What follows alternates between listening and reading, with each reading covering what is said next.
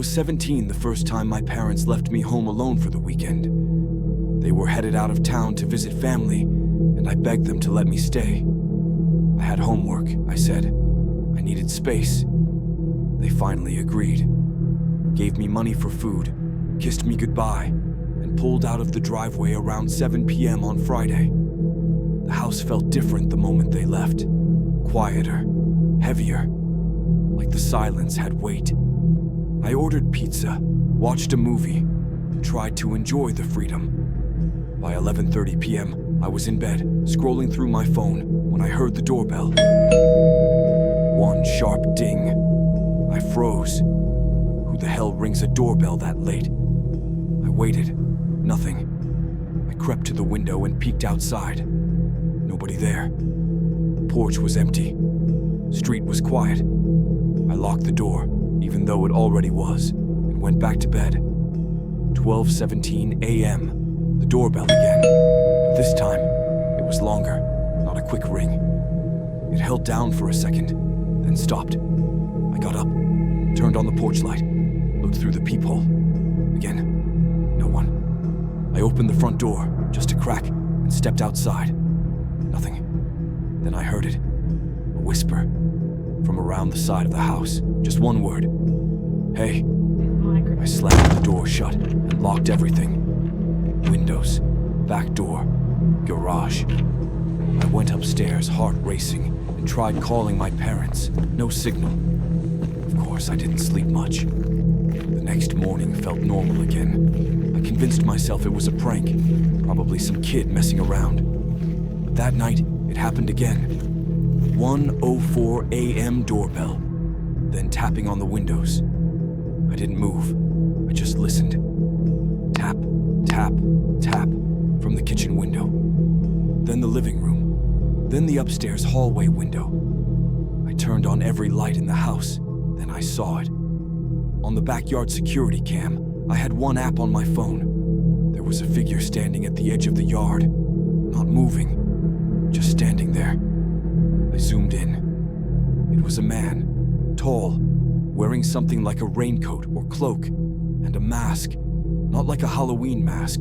Something older. Plain white, with no features except black eye holes. He stood perfectly still for 20 minutes. Then he waved at the camera and disappeared off screen. I didn't sleep at all. Sunday came. My parents would be home by 4 p.m. At 3:12 p.m., there was a knock at the door. Not the bell, just knock, knock. I looked through the peephole. It was my mom, or it looked like my mom. Same clothes, same hair. But she wasn't standing quite right. Her head was tilted, too far. And her eyes, they looked empty. She smiled and said, in a perfect imitation of her voice, "Sweetie, open the door." I didn't move. Then she said again, "Open the door, honey. I forgot my keys." But I noticed something. My mom's car wasn't in the driveway. I stepped back, and from the other side of the door, she said, still sweet, still calm, "If you don't open this door, I'll come in anyway." Then silence. I ran to the back window and watched. The thing pretending to be my mom walked slowly across the yard, then vanished. My real parents got home an hour later. I was crying, shaking. They didn't believe me, until I showed them the security footage. In it, the woman at the door never blinks, not once. And when she walks away, you can see, just barely, a figure behind her, like someone wearing her skin. We moved out a week later. I still don't know what it was. But sometimes, around 3 a.m., my new doorbell rings, and there's no one there.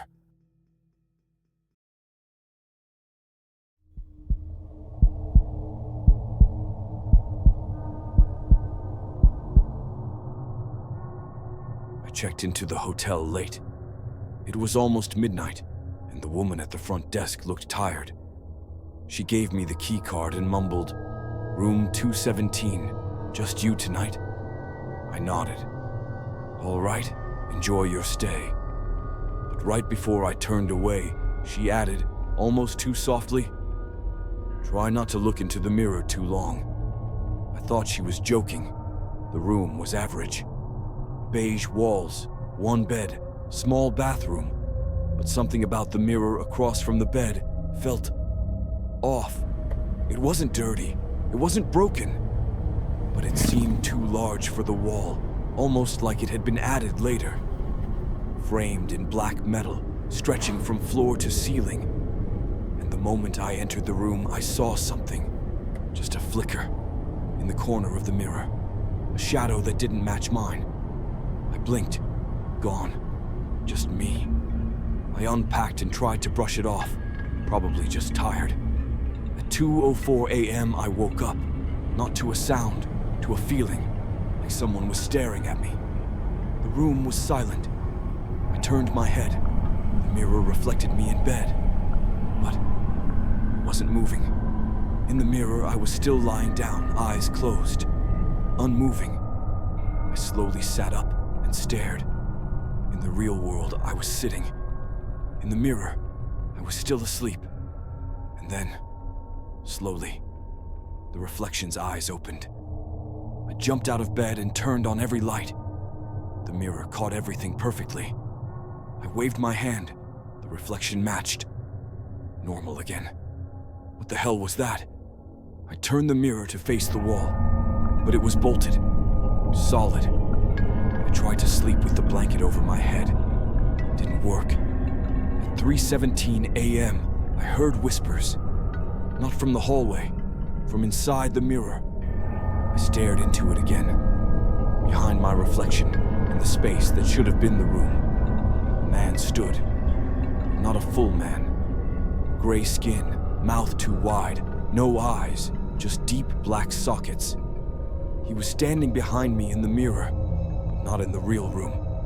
He lifted a hand and placed it on my reflection's shoulder, and I felt it. Cold, real, on my own skin.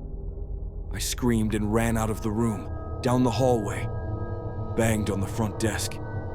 The same woman from before looked at me and said quietly, "You looked, didn't you?" The next morning, I demanded to speak to the manager. He said room 217 had a history. Years ago, a guest, a man traveling alone, had died there. Heart failure, they said. But the cleaning staff found him facing the mirror, eyes open, scratched out. And the mirror, it had never been replaced. Every guest since had reported the same things. Whispers, the shadow man, their reflection not matching. Some even claimed their reflections followed them home. I left the hotel and never looked back. But every now and then, when I walk past a mirror in my apartment, I swear I see myself still standing in that hotel room, waiting, smiling.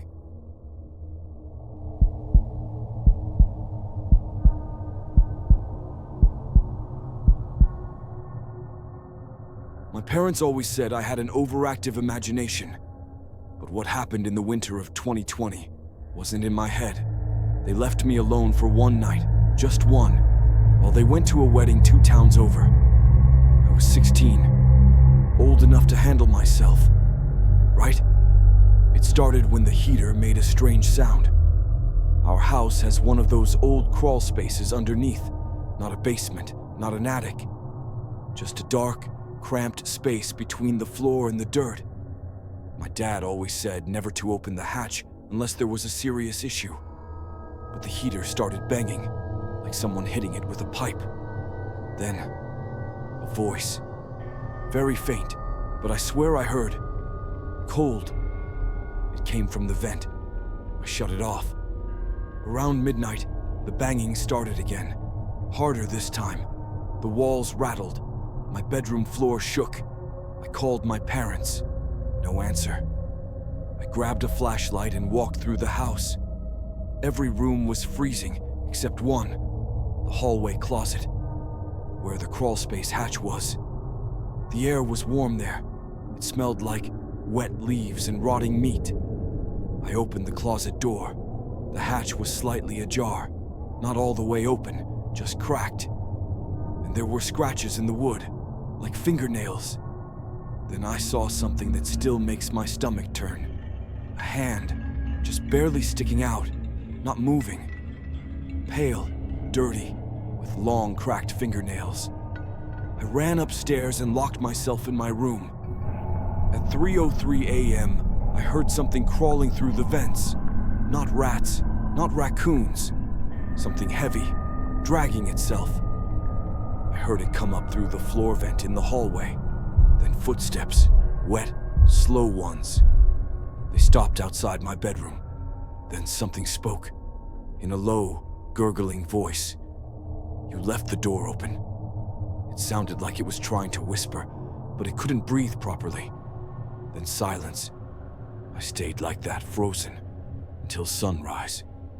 When my parents got home, I told them everything. They laughed, until my dad went to check the crawl space. He found the hatch wide open. Inside, there were no signs of animals, but there were long black strands of hair and a pile of small bones. We moved 2 weeks later. I still sleep with my vents taped shut, because sometimes I still hear it, crawling